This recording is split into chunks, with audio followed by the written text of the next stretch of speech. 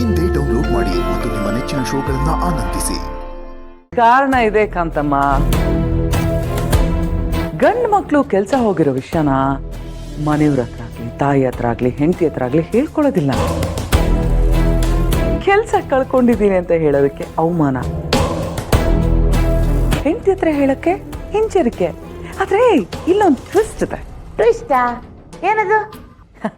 ಈಗ ಗಂಡ ಕೆಲಸ ಕಳ್ಕೊಂಡು ಮನೇಲಿದ್ದಾನೆ, ಹೆಂಡತಿ ದುಡಿತಿದ್ದಾಳೆ. ಇದೇ ನಮಗ್ ದಾಳ. ಇದನ್ನಿಟ್ಕೊಂಡು ನೀನು ಅಲ್ಲಿ ಹೋಗಿ ಆ ಮನೆಯವ್ರ ನೆಮ್ಮದಿನ ಹಾಳು ಮಾಡಬೇಕು.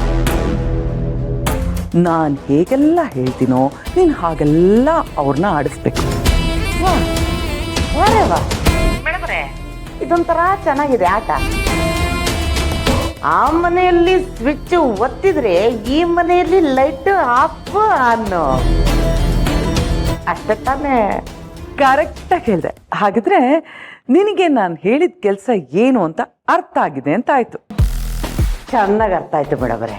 ನಾನು ಈಗಿಂದೀಗಲೇ ಆ ನನ್ನ ಶತ್ರು ಇಂದ್ರಿಗೆ ಹತ್ರ ಆಗಬೇಕು. ಅವಳನ್ನು ಚೆನ್ನಾಗಿ ಮಾತಾಡಿಸಿ ಹಾಗೆ ಅವಳ ತಲೆಗೆ ವಿಷ ತುಂಬಬೇಕು. ಅದೇ ಥರ ನೀವು ನನ್ನ ಜೋಳಿಗೆಗೆ ಕಾಸು ತುಂಬ್ತೀರಾ ಅಲ್ವಾ ಮೇಡಮರೇ? Very good Kanthamma. ನೋಡು, ನಿನ್ನ ದುಡ್ಡಿನ ಬಗ್ಗೆ ಏನು ಯೋಚನೆ ಮಾಡಬೇಡ. ನಾನು ಹೇಳಿದ ಕೆಲಸ ನೀನು ಕರೆಕ್ಟಾಗಿ ಮಾಡಬೇಕು, ಆದಷ್ಟು ಬೇಗ ಆಗಬೇಕು ಅಷ್ಟೆ.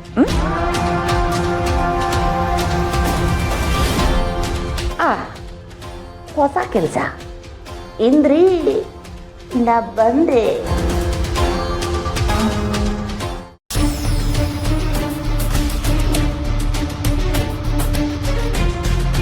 ವೀರು, ನೀನು ಏನಿಲ್ಲ ಅಕ್ಕ, ನಿನಗೊಂದು ಸಂತೋಷದ ವಿಷಯ ಹೇಳ್ಬೇಕಾಗಿತ್ತು, ಅದಕ್ಕೆ ಕರೆಯೋಣ ಅಂತ ಬಂದೆ. ಬಾ ನನ್ನ ಜೊತೆ.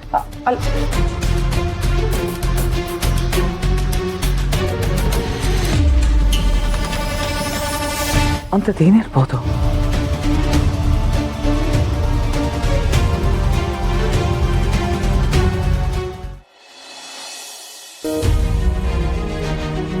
ಯಾಕ್ರಿ ಲೇಟ್ ಆಯ್ತು?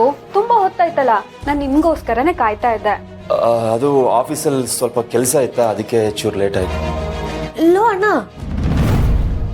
ಏನಿದು ಸುಳ್ಳು ಹೇಳ್ತಿದ್ಯಾ? ನನ್ನ ಹತ್ರ ನೋಡಿದ್ರೆ ಪಾರ್ಟಿ ಅಂತಂದ, ಇವಾಗ ನೋಡಿದ್ರೆ ಆಫೀಸ್ ಅಂತಿದ್ಯಾ? ಅದೇ ಪಾರ್ಟಿ ಇತ್ತು, ಸ್ವಲ್ಪ ಲೇಟ್ ಆಯ್ತು. ನನಗಿರೋ ತಲೆ ಬಿಸಿಗೆ ಯಾರ್ಯಾರ ಹತ್ರ ಏನೇನು ಸುಳ್ಳು ಹೇಳ್ತೀನಿ ಅನ್ನೋದೇ ಗೊತ್ತಾಗ್ತಿಲ್ಲ.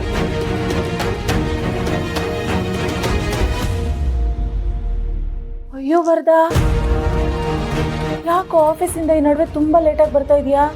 ಎಕ್ಸ್ಟ್ರಾ ಡ್ಯೂಟಿ ಮಾಡ್ತಿದ್ಯಾ? ತುಂಬಾ ಸುಸ್ತಾಗಿರೋ ತರ ಕಾಣ್ತಿದ್ಯಲ್ಲೋ.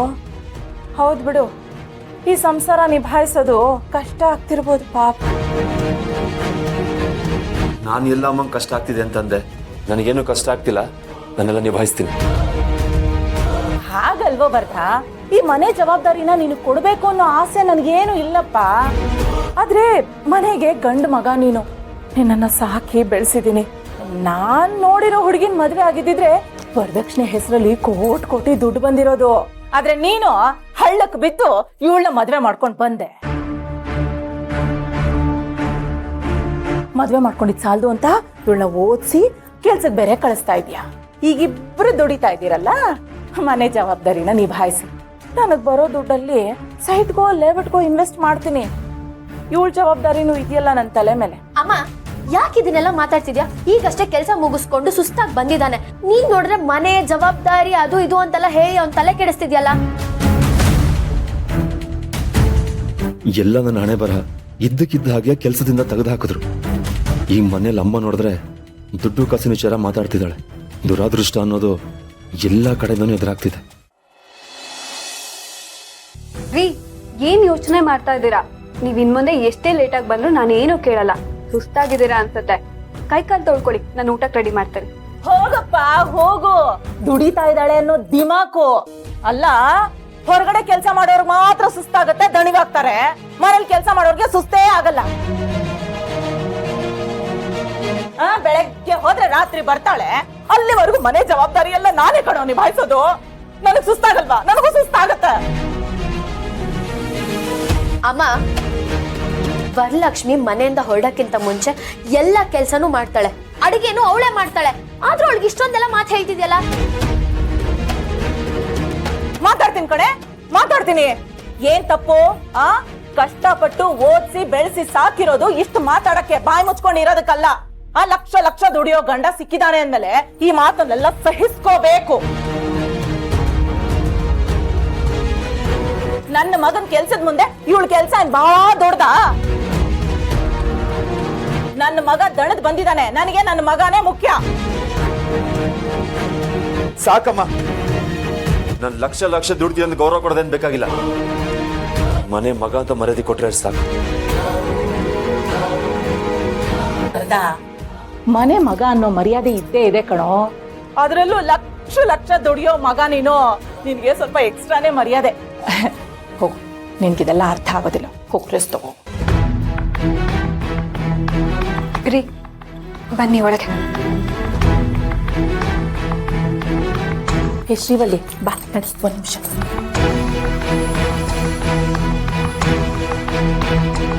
ನಾನು ಲಕ್ಷ ಲಕ್ಷ ದುಡಿತಿದ್ದೀನಿ ಅಂತ ಅಮ್ಮ ನನಗೆ ಇಷ್ಟೆಲ್ಲ ಗೌರವ ಕೊಡ್ತಿದ್ದಾಳೆ. ಇದ್ದಕ್ಕಿದ್ದಾಗ ನನ್ನ ಕೆಲಸ ಹೋಗಿದೆ ಅಂತ ಗೊತ್ತಾದ್ರೆ ನನ್ನ ಗತಿ ಏನಿ ಮನೇಲಿ?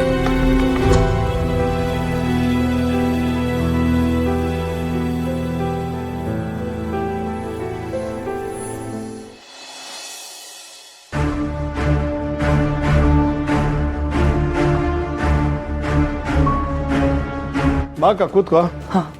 ವಂದನಾ, ಸುರೇಂದ್ರ.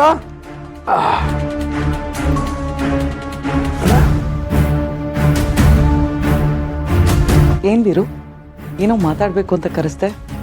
ಏನ್ ಸಂತೋಷದ ವಿಷಯ? ಅದು ಅಕ್ಕ ಸ್ವಲ್ಪ ಮನಸ್ಸು ಹಗುರವಾಗಿತ್ತು, ಅದಕ್ಕೆ ಮಾತಾಡೋಣ ಅಂತ ಕರೆದೆ. ಮದನ ಸಾವಿತ್ರಿಯಲ್ಲಿ ಅವರಿಬ್ರು ಊಟ ಮುಗಿಸಿ ಮೂವಿ ನೋಡ್ತಿದ್ದಾನೆ ಅನ್ಸುತ್ತೆ. ಆಯ್ತಾಯ್ತು, ಅವ್ರು ಖುಷಿಯಾಗಿದ್ರೆ ಅಷ್ಟೇ ಸಾಕು. ಇನ್ನು ನಾವು ಖುಷಿಯಾಗಿರ್ಬೇಕು ಅಂದ್ರೆ ಬೇರೆ ಏನು ನೋಡೋದೇ ಬೇಡ. ಅಣ್ಣನ ನಗು ಮುಖ ನೋಡಿದ್ರೆ ನಾವು ಖುಷಿಯಾಗ್ಬಿಡ್ತೀವಿ. ನಾವು ಮಾತ್ರ ಅಲ್ಲ, ಇಡೀ ಮನೆನೇ ಕಳೆಯಿಂದ ತುಂಬಿರುತ್ತೆ. ಭಾವನ್ ಮನ್ಸು ಹಗುರ ಆಗಿದೆ ಅಂತ ಹೇಳ್ತಿದಾರಲ್ಲ, ಅದಕ್ಕಿಂತ ಸಂತೋಷ ಇನ್ನೇನಿದೆ? ಏನ್ ವೀರು, ಒಂಥರ ಕೂಲ್ ಆಗಿ ರಿಲ್ಯಾಕ್ಸ್ಡ್ ಆಗಿದೆಯಾ? ಅದು ಯಾವುದೋ ವಿಷಯನ ತಲೆಗೆ ಹಾಕೊಂಡು ಮನಸ್ಸು ಕೆಡಿಸ್ಕೊಂಡಿದ್ದೆ. ಅದೇ ನಮ್ಮ ಫ್ಯಾಮಿಲಿ ಗ್ರೂಪ್ ಇದೆಯಲ್ಲ, ಅದರಲ್ಲೊಂದು ಮೆಸೇಜ್ ಹಾಕಿದ್ದೆ. ನಾನು ನೋಡಿದೆ, ಮನಸ್ಸು ಸರಿ ಇಲ್ಲ ಅಂತ ಮೆಸೇಜ್ ಹಾಕಿದ್ಯಲ್ಲ. ತಟ್ಟಂತ ಸುಬ್ಬು ನನಗೆ ಫೋನ್ ಮಾಡ್ದ. ಸುಬ್ಬು ಏನ್ ಹೇಳ್ದ ಬಾವ, ನೀವು ಖುಷಿ ಪಡೋ ಅಂಥದ್ದು? ಸುಬ್ಬು ಮಾತಾಡಲೇ ಇಲ್ಲಮ್ಮ. ನಾನು ಸಮಾಧಾನ ಪಡ್ಕೊಳ್ಳೋಕೆ ಕಾರಣ ಶ್ರಾವಣಿ.